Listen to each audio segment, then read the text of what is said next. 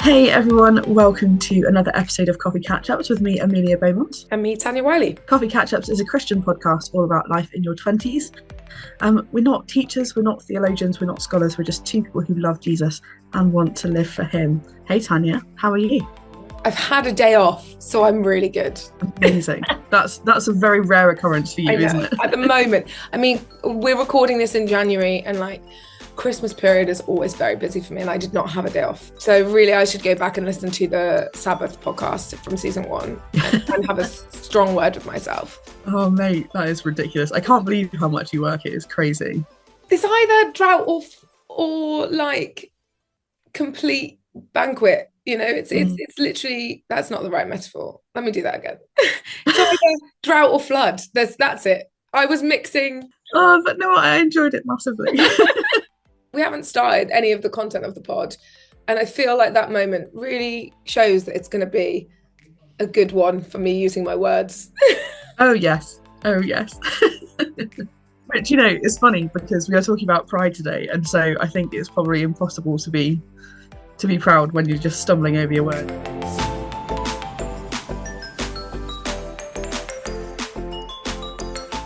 Would you rather have unlimited international first class tickets or never have to pay for food at restaurants? Food at restaurants. I eat more food at restaurants than I fly internationally, and I'm okay with a budget flight. But is the reason that you don't fly as much internationally is because, you know, first class tickets are expensive and flights are expensive?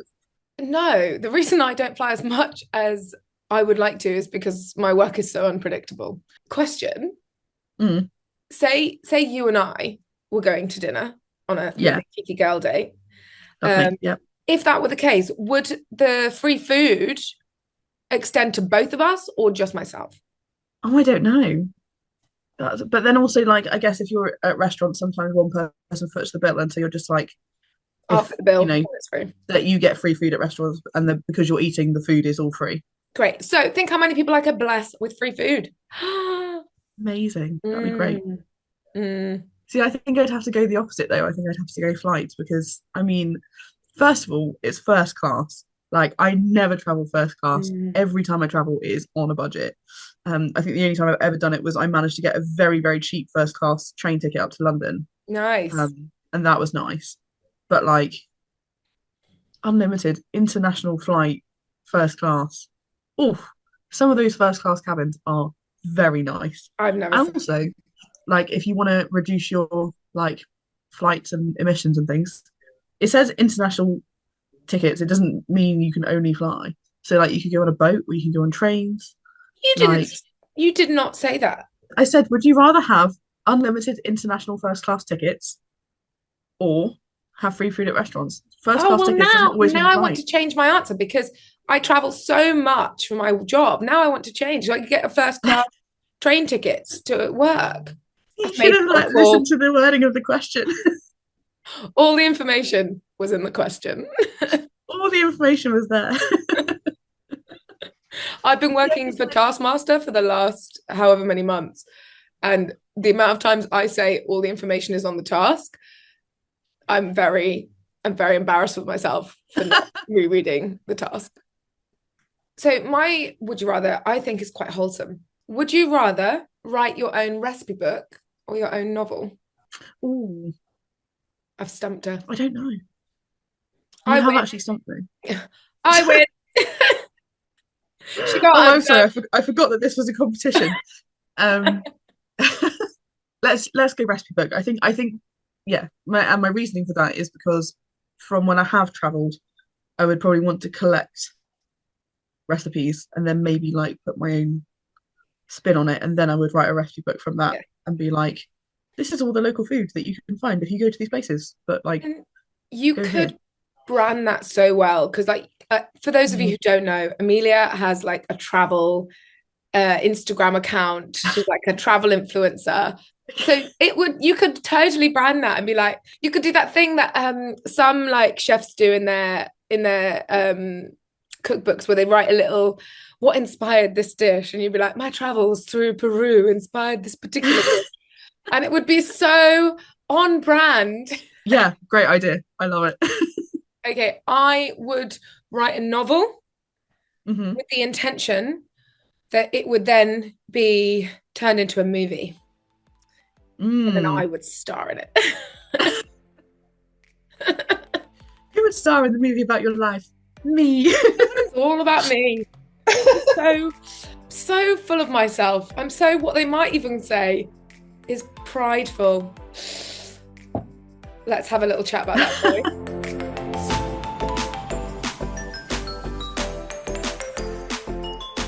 Today we are talking about pride, pridefulness, being proud. Why are we talking about that, Tanya? Well, we're talking about it because it came up in our lives of late. We were challenging each other, talking through life, doing life stuff on a phone call. Um, and it became apparent that we needed to do a podcast on pride, Hmm. largely because it's something that we both struggle with and have struggled with in the past and still do. I can't remember what it was I said to you on the phone, but Mm, I remember saying something. And then I was like, and I know that that's pride speaking. And you said to me so beautifully, you were like, I'm so glad you said that because I was going to say the same thing. yeah. It's tough. It's tough to recognize. Hmm. And I think because of the culture that we live in now, where it is all about the individual, it's all about you, it's all about what makes you happy. Yeah. And so when somebody else does something that um, makes us realize that we're in the wrong, Hmm. or does something that we get frustrated at, but we know that like they're right in Yeah. what they're doing, it's very easy to be like, well, I no, that's not, but that frustrates me, and therefore it's wrong. I think I remember I don't remember the exact incident where this conversation came up, but it was around the themes of being called out and maybe being in the wrong. Uh, Mm, and I think that's a huge one because we all like to be the hero of our own story. We all like to think that we're like the good person, the person that's got the answers, the person that's in the right. When we're in acting class and we're playing something a difficult character, somebody who you might consider quite evil, who does evil things, um, the coaching says, they say, don't judge your character, don't think that they're evil when you're playing them, because nobody thinks that they're evil when they're doing something. People mm, always think that they're doing something right. So mm, when even categorically horrible things that people have done, there's always been a reason for it, because people like to think that they're doing the right thing, that they're in the right, that their opinion is correct, that mhm, and that is it. Our culture through and through is our human nature through and through. I am right, you're wrong, my perspective is more important than yours. And so it's a really tough thing for all of us, because everybody struggles with this. There will be something in your life where you're really proud of it. And that's not a bad thing, but it is when pridefulness rules in that particular area. And I think that's what we kind of want to get to the meat of. But it is really tricky. And we are coming on this podcast from a point of view of going, we are guilty of this. And we're talking to us, preaching to ourselves as well as to anyone listening. oh my gosh, yeah. Totally, totally, yes. And I think in terms of like the whole kind of being called out thing, I think a lot of it, at least for me, I don't know about you, whether you have a different perspective on this, but like at least for me, I a lot of it has to do with how I think people see me. And it's like, oh, but they've seen me as being called out, and they've seen me as being in the wrong, and therefore, oh my gosh, like their opinion of me is gonna like decrease. Um, and I get genuinely anxious about that sometimes, which is half of the problem when I'm called out about something, because I'm like, oh my goodness, this person thinks that I was wrong. Yeah. Like they must their opinion of me has just come down a level. Mm. Like I had a situation recently where something had happened and there was like a load of gossip going on, and a message was sent out to basically resolve the situation. I hadn't been personally involved in the gossip, but it was just sent out to everyone who was kind of associated. And I responded really badly. I was so angry that I'd received this message, because my immediate response was they think I'm part of the problem, even though that's not what was being said at all. It was they think I'm part of the problem. Um, and I didn't like that. Yeah. And I wasn't super duper angry in my response. I didn't let it come across like that, but I was like, thank you for your message. I would just like to clarify that I was not involved in this way. Yeah, I just didn't respond well, and it wasn't kind. But at the time, I was like, but they have to know that I wasn't involved like that I wasn't doing anything wrong. And even though I hadn't done anything wrong in the situation that we were talking about, actually my response to that message was full of pride. It was stacked full of pride because I was like, there is no way that I'm going to allow anybody to think less of me because of a miscommunication. Yeah. And that was my mistake. And I did, later apologize. I was like, I'm really sorry. That was actually really unkind, and I take it back. That to me really kind of highlighted. I was like, oh, I really have to work on my pride Yeah. because that's not okay. One of the things that I think your story really points out is sometimes it's our immediate reaction. It's almost like Mm, instinctive, particularly with that defensiveness, because pride comes in the defensive.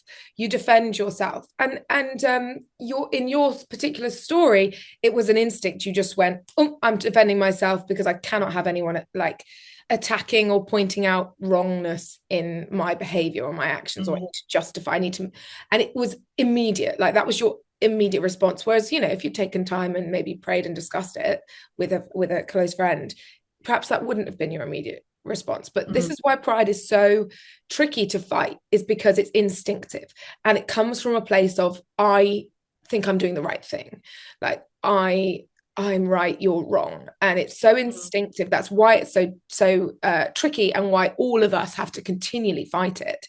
um, because it's actually quite difficult to recognize it in yourself when it's happening. Perhaps it is later if you're self-aware. Maybe sometimes it's really hard to notice it. Um, and maybe sometimes we don't think it's a bad thing, particularly I think when it comes to skills and things that you're good at. And I know for yourself, Amelia, and for myself, we probably consider ourselves relatively intelligent people. And so therefore, when I do something that doesn't make me look intelligent, or when people call me out as being wrong, that I go, oh, I don't like it. I'd much rather be right all the time. And I'd much rather be the person that goes, actually, this is the truth. This is the fact. This is the, aren't I clever? Listen to me. I'd much rather be the person who's got the answers. But yeah. I really loved what you said about how you didn't like the idea of people thinking less of you if you were wrong, or you'd got something wrong. But it also reminded me of how much I respect people when they say, you're right. I absolutely Mm, wrong there. You're so right. I yeah. apologize. Yeah, absolutely. And the people I respect so much in life are often the people who are willing to admit when they've got it wrong, to change their minds.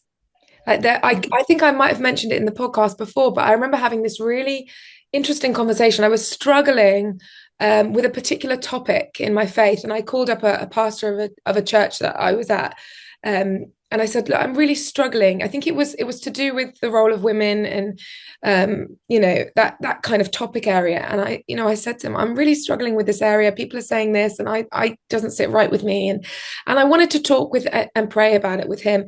And he said, "Well, this is what I think, but with this particular thing, because it's not central to the Christian faith, it's not, I believe in Jesus, I believe in the cross, I believe that Jesus died to save our sins. God is maker of heavens and earth. Jesus is the way, the truth, and the life. It's because it's not the central things." He said, "These other things that I've prayed and I've studied and I've learned about, this is what I think. mm, But I hold these loosely because I allow God permission to change my mind. And I mm. allow myself to be wrong." And I was Yes. blown away by that. And it's something that has stuck with me. That sentence, I allow God the opportunity to change my mind. And I thought, how many times do we not? How many Mm, times do we hold on to, this is what I think. I've studied this and I know, or I've been through this in my life and I know. Actually, there is so much, I respect people so much more when they say something like that. God, Yeah. if I'm wrong, please change me. I'm like, Mm. oh, I love all of that so much. And it's really important to remember that there is a difference between holding your convictions and absolute truth as a Christian, and then also being humble enough to, like you say, allow the Lord to change your mind. Um, you can absolutely hold true the fact that Jesus is our savior. He is alive. He is here to have a living, breathing relationship with us. And God is who he says he is, and the Bible is truth, and all of this. But actually going things like women in the church, there is so much debate around it. And although I know, like you and I both share the belief that women should be in leadership in the church, but also, that doesn't mean that we can't have debates about this and talk about the nuances of it, mm, um, and be humble in discussion, because it's okay. It's not, like you say, it's not a central part of the gospel, mm, and therefore, like, it's not something to fall out over. And I think that's where Christians often have been quite prideful historically, is that we see the Bible as absolute truth, which it is, mm, but also there are things that are contextual and mm. things that we have to talk about between us and go, okay, Lord, like, what did you mean when you said this? Yeah. And sometimes it's not how we interpret the wording of the Bible. And again, you checking in with yourself is what's the difference between what God says and what I would like this to mean? Yes, that's exactly it. Yeah. That's, you put that so well. That's exactly it. Yeah. And I mean it's a living book. The difference, the thing that makes the Bible so just incredible is that this is not just a historical document. This is something you read. And if you're a Christian and you've invited the Holy Spirit into your life, you read it with the Spirit, which means you can read it again and again and again and again and again and gain different meaning from it depending on what the Spirit is convicting in you. So who's to say what you're reading now won't change when the Spirit is ready to change you? Like God is so good with us and gentle with us. The full meaning and understanding of the Bible, I reckon if we understood it all fully at the single time of reading it would be overwhelming. It would be too much. God deals with us gently and kindly and Mm. sometimes a bit more dramatically. But a lot of the time, a journey is, well, now you've come back to reading the same passage. I'm going to reveal even more so you can grow even further. Mm. And hey, that's deeply humbling. You can't actually comprehend all of it. Because we've said this is a problem for both of us. What is one of the things that you struggle with most in terms of pride? I think sometimes it can be talents, like things that I'm good at. Like when I'm good at something, like I take a lot of pride in that. So for example, for those of you who don't know, I'm an actor, performer. So we sort of have to think that we're amazing. In order to walk into an audition room, you have to sort of think, I'm very talented. And I am, Mm. I'm very talented. And I know it sounds awful saying it. But when I get notes from directors, my immediate reaction is to try and defend myself and my decisions. So like after you've done rehearsals, particularly towards the end of a rehearsal run, you'll get notes from a director. And after your first show, or sometimes we were doing a show recently and we got notes after doing a 3-month run of a show. And really directors, once it's up on its feet, they tend to leave it alone. But this director came Mm. and gave us notes and I was just thinking, oh, I've been doing it for 3 months. You've not been here. Yeah. And immediately I sort of snap back and I think, well, no, I'm doing it for this reason. When people criticize something that I'm good at, I get quite prideful over the fact that I'm good at this. Are you the same? I don't know if you're the same. Oh my gosh, yeah. Massively. Massively. It's really hard. And like things like so like leading worship, for example, Yes. I have been leading worship since I was about no, not 19, a little bit later than that, maybe like 2021. And it's very easy. I know it's a different context because it's not to do with your like talents and abilities so much as it is, according to lead worship. I had an incident on Sunday, just gone, where after the set, one of the guys who is like quite big in like our production team, came up and was like, "Hey, really good job," and then just gave us a bunch of constructive criticism. And my instinct inside was to go, "You weren't leading worship this week." Yeah, you do it Like, yeah, your turn then. then. But actually, I was like, okay, take a minute, listen to everything he's saying. And actually, everything he's saying was spot on. Like, he wasn't criticizing us. He was like, you've done a really good job, Yeah. but these are the things that I would change. But it takes a minute, doesn't it? And you're just like, excuse me, I've been doing this for like 7 years now. Do you mind? But actually, like, he was totally right. But it's really hard, like, because you like to say the instinct is to go pipe Yeah. down. And I think because you do have a talent in it. You've it's not just that you've been doing it for ages, but you're good at it. And I think, and that's one of the things, especially when people criticize you who don't have that same talent. Mm, Doesn't mean that their opinion isn't valid. But I definitely find with things that you're good at comes the most temptation to hold so much identity and pride in mm, it. Whether massively. that's intelligence, like we were talking about earlier, with I'm always right, I don't like to be wrong, whether it comes from whatever like specific talent you've been given, whether that is, for me, that is my acting and singing and performing abilities.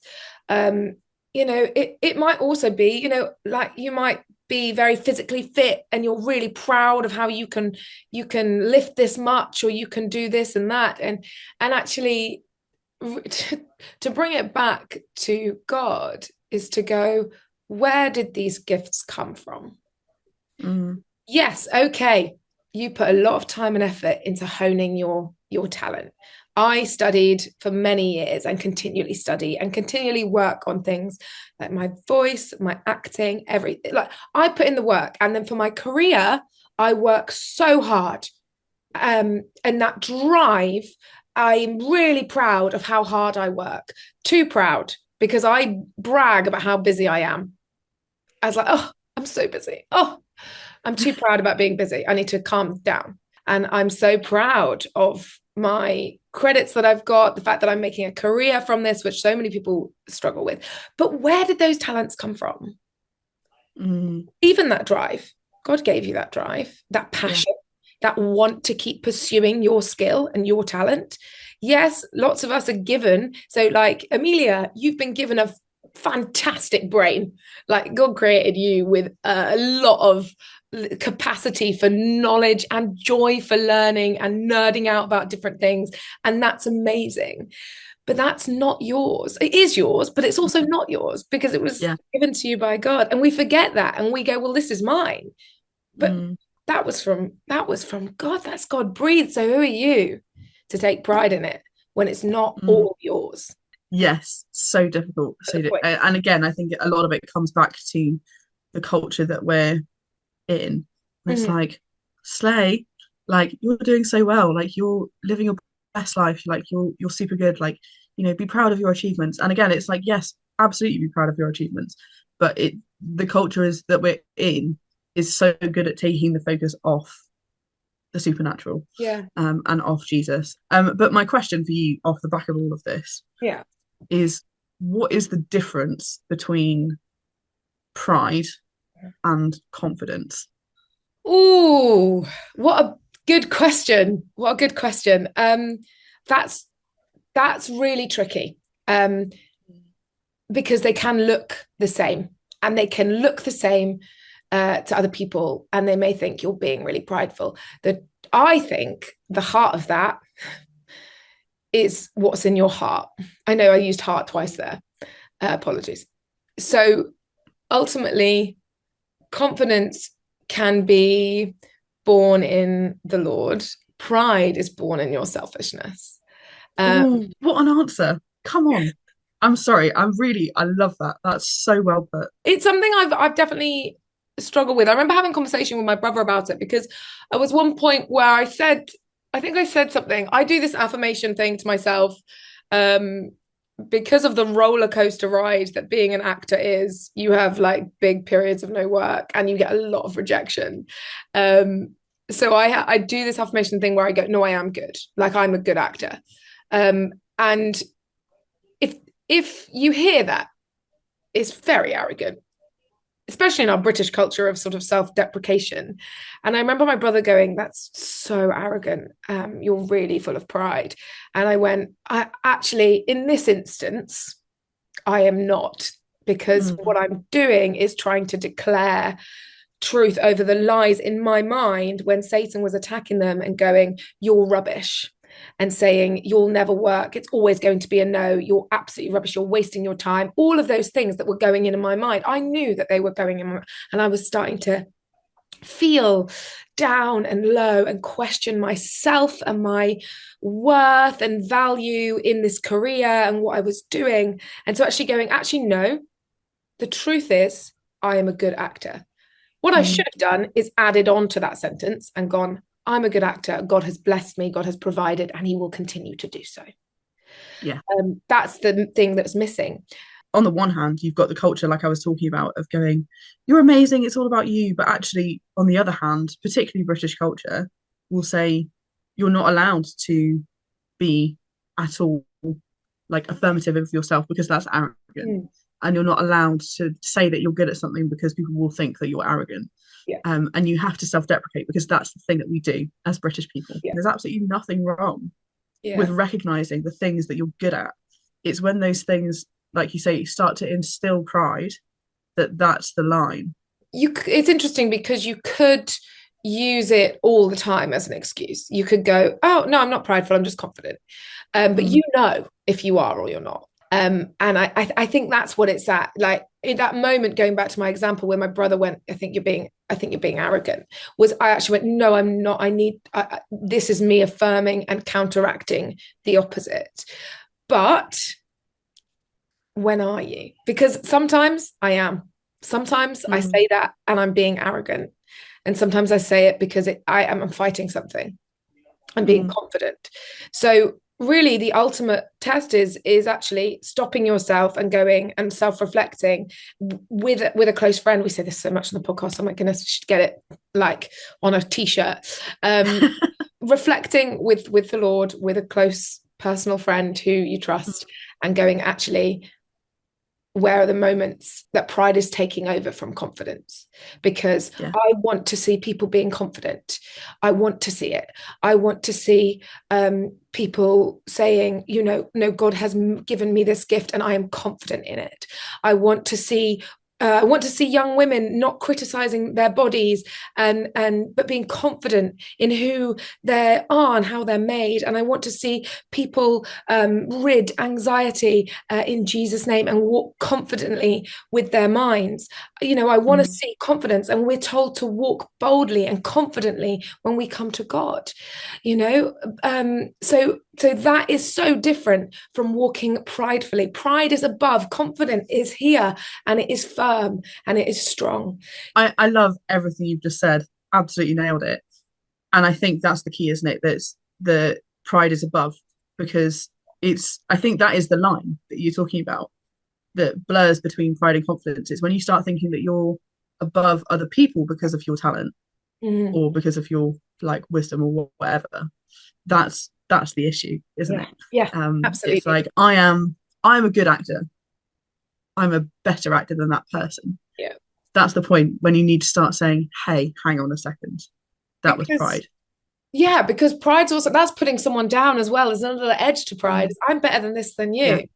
And when you need to use other people to make yourself feel better, oh, have some prayer time, babes.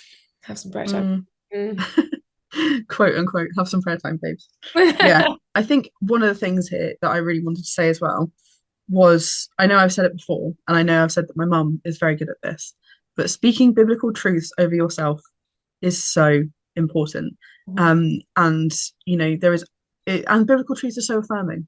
Like I Yeah, said, you are fearfully and wonderfully made. that was the Like verse I was thinking of. so good, right? You are Yeah. fearfully and wonderfully made. Like what who's gonna argue with someone who's fearfully and wonderfully made? Mhm. Like it's incredible. God has pieced us together so intricately. And one of the things I absolutely love, particularly when I read books like Genesis, is just looking at the creativity of God.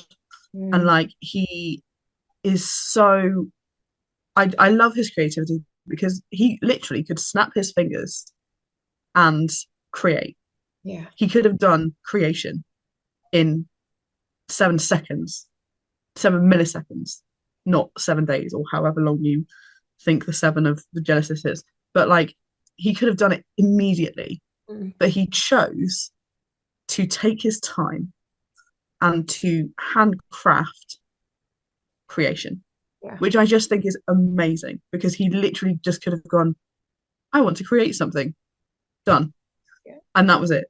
Mm-hmm. But he chose and he pieced you together that like the Psalm 139 says he put you together in your mother's womb. He knit you together, I think is the way it phrases it. And it's so beautiful. And like that speaks to a whole 9 months and forethought as well, because like, he knew who you were before you were even conceived. But like that speaks to a period of time where he is piecing you together, Yeah. and putting in talent, he's putting in wisdom, he's putting in like all of the things that you have, Yeah. he put inside you.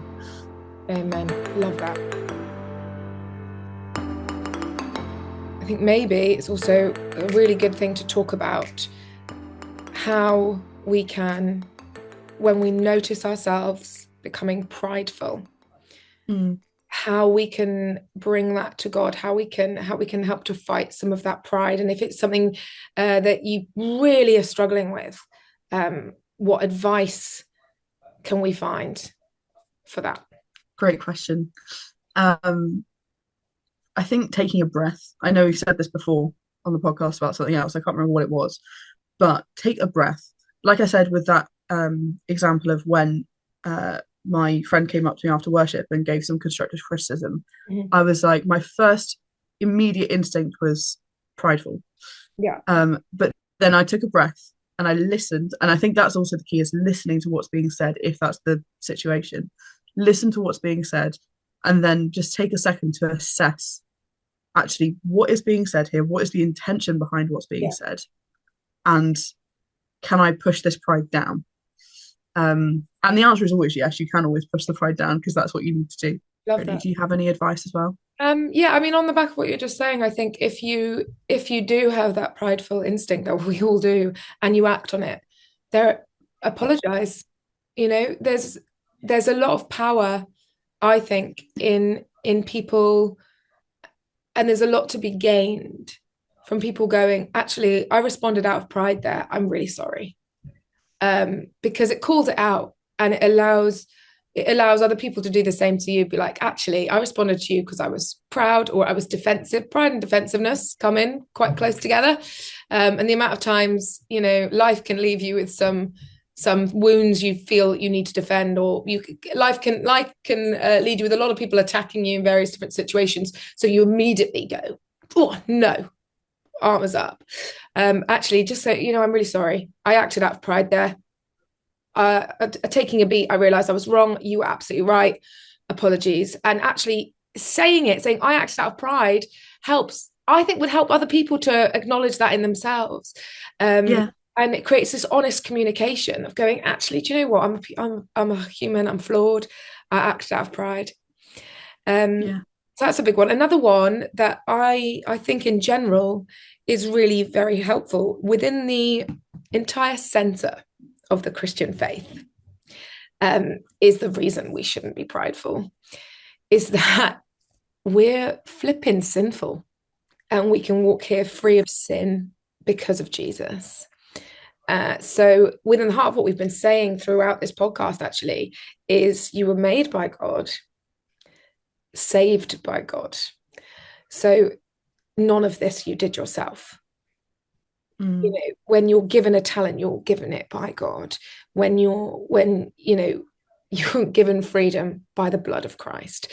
Nothing you did yourself. And one of the amazing things I love about the Christian faith, as opposed to any other faith and religion, is that you don't earn it by works. So you mm, can't actually be arrogant, really. You can't be prideful. Oh, I've done this and I've done this, therefore I've earned my way to salvation. Well done, me. Yeah, if that were the case, then yeah, you could take pride in that, but you can't. mm, Um, yeah, and it's just catching yourself when it's sneaking in, even especially with things that you're doing as a good Christian. That's a Mm. sneaky one. Like pride comes Oh in there, gosh, but yeah. but I've been doing so much serving. Look at me. I'm earning my way into salvation. Well done, me. No, you're I not. looked after my friend today. What a pastoral heart. Do you know what? I'm so good at praying for people. All of this stuff, and actually just catching yourself, and going, oh, am I taking this? Am I really giving it to God, or am I taking some of the glory here? Mm. So that's a continual check-in, I think. It's Oh hard. gosh, yeah. So true. And as you were talking there, I think that's the key, isn't it? Is that the center of the gospel is that we literally have no room for pride. And there's a beautiful song by Matt Redman. It's a little bit of an old one now. You alone can rescue, and the verse, "Who, O Lord, could save themselves? Their own soul could heal. Our shame was deeper than the sea, and your grace was deeper still." I think so often we just sing the words in church, and actually we don't often think about what that really, really means. And Mm, that song's a really humbling one. mm, Um, like you alone can rescue, you alone can save. Um, and like I can't do that for myself. There are definitely verses in the Bible that pick up on that. I can't like put them to words right now. mm. But so much of the Bible, actually, do you know what the Bible is? Basically, the story of humans messing up, isn't it? Like even like the great fathers of the faith, like Abraham. Like God was like, Abraham, don't go to Egypt. What does the guy do? He goes to Egypt. Yeah. And there's absolute disaster because he goes to Egypt. Mm, And like, Moses killed a man. And, then he comes back down the mountain and God's given him the Ten Commandments and all of this. And the Israelites have made this golden bull with Aaron leading them. And you're just like, yeah. come on. Like there's so many examples of people messing up in the Bible. Like Abraham was not perfect, Moses was not perfect, Mm, Aaron was not perfect. Like Samson, like do you know what? I find it really interesting that we think of Samson as one of the heroes of the faith because he just messed up. Like he literally, like if you read through his story, he just gets everything wrong. mm, And we focus on the fact that he like, brings down buildings with his God-given strength and kills a bunch of Philistines, and that's really cool. But like this guy gets so much wrong. yeah. And actually, if we look at people in the Bible as people to aspire to be like, sure, there are some great things that we absolutely need to aspire to, but you know, they messed up Yeah. so much. And in the way that we need to aspire to be like them is what they did next, which is go to the Lord and say, Lord, I've messed up. I'm really sorry. Help me. And the verse like that came to mind was in Ephesians for me, like when you were speaking, Ephesians 2, 8 and 9. For by grace you have been saved through faith. This Mm, is not your own doing. It is a gift from God, not a result of works, so that no one may boast. Which is exactly what we're talking about. Um, it's not a result of what, it's a gift. It's a gift. And I love what you're saying. Yes, we all mess up. And Samson, for example, was given that strength. Those were his talents, given by God. He still messes up when he's got them. These talents don't make you a better person. You're still messing up. You're still a person. mm, But it's what's God's called you to. There's that verse in Corinthians where it talks about calling and what your callings are, and the reason that you've been given your talents. You're supposed to use your gifts for your calling, which will aid the body of Christ, which is why we all have different talents.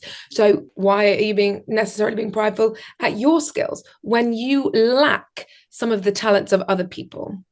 mm, Because that's their calling and this is yours. yeah. And one of the prayers I remember praying, which I think is a really powerful prayer, and I genuinely encourage everyone to do it. And I prayed it a lot recently because one of the contracts I had not so long ago, I was working with a very challenging director who was very critical. It was a really difficult workplace. It was a hard place to stand. Now, I mention this because it is relevant, not because I've got a chip on my shoulder, but I was the only woman in this workspace. And I really felt that I was less worthy because of it. I was made to feel like that. My voice was not allowed. I was criticized at every turn. And the only positive interaction I had with this particular director was when they were joking at my expense. So the only positive time when we were laughing and joking was when I was being put down. But there was some criticism of my work as a performer. There was a lot of feedback. And I remember getting very upset and calling my very wise Christian friend on the phone and going, I'm having a really difficult time. I genuinely feel like crying. I feel like quitting. I'm having a tough time. And we talked through it, as you do with, your good Christian pals. And one of the things that she encouraged me to do, and I did end up doing, was she went, just pray where it's your pride and where it's truth. Ask God to show you. So I prayed this prayer and I said, God, show me where it's my pride and where I do have to stand in you and in confidence. I know it sounds like a really simple thing to pray, but when you're having a difficult time, when you're feeling attacked, when you feel like I've got to defend myself, when you feel like really low, show me where my pride is and where you are. That's that's really, really important. I love that so much. And I think also what that shows as well is actually, like you said before, the importance of having a friend you can talk these things through with is also really, really big because, we are, I mean, you and I are very blessed to have a very candid relationship in that, we will call each other out on these kinds of things. Like I said before, I said something and I was like, I know that's pride. And you were like, yep, I was going to say it if you didn't. Yeah. It's so important to have that. But like the most important thing in that is the communion with God. Because actually he is the one who can show you, even if you don't want to talk about it with a friend. He's the one that can show you that. And actually, like, he's really gentle. Really, really gentle. Sometimes he does give us a shove, but most often it's the prod. And the whisper and the gentle. Yeah, it's interesting because the testimony I was just speaking about, I did pray, God, where am I just being prideful? Like, am I just going, well, they're attacking my performance and I'm really proud. What the interesting conclusion to that story was I wasn't being. And I needed to stand up for myself. And God sent me into that place for a reason that had nothing to do with doing well or being considered good. One of the really fascinating points about that contract was I was to learn what it was to have somebody who's employing you, who normally you want them to have a good opinion of you, have an awful opinion of you. What was it to have someone think you're rubbish, but know that you're not? And to do the work anyway, and to go, okay, you're saying this, but I know that's not true because I've communed with God and I found out whether I'm just reacting out of pride, but no, I'm not. I found out that I wasn't reacting out of pride. Sometimes I am, don't get me wrong, but on this occasion, I wasn't. And that clarity was so important going forward into that space. It was a really tough space to be in, but I knew that God sent me there for a reason to do his work. And so if I hadn't had that, and if I was all the way through going, was it my pride? Is it not? I actually don't think I'd have been able to do the job as well. So that communion and that going, am I being prideful here? Meant that I could allow someone to take credit for my work, to take authority, to try to take authority away from me, because I knew I convened with God, and I convened with God every day. God, show me where you are and where I am, and come closer, all that stuff. And that for me was a huge moment of showing myself the difference between pride and confidence. Guys, thank you so much for listening. This has been actually really fun. I've really enjoyed recording this one. If you would like to hear more from Coffee Catch-Ups, you can email us. We are coffeecatchupspodcast@gmail.com. We are also Coffee Catch-Ups Podcast on Facebook, or coffee_catch-ups on Instagram and TikTok. And also, crazy times, we're on the radio. What? Who let that happen? I know. So yes, we have now got a show called Coffee Catch-Ups Espresso on Cross Rhythms Radio in Plymouth. If you're in the area, then you can get it on 96.3 FM or on DAB, or you can listen online at crossrhythms.co.uk/Plymouth. Anyway, thank you guys so much for listening. Bye bye.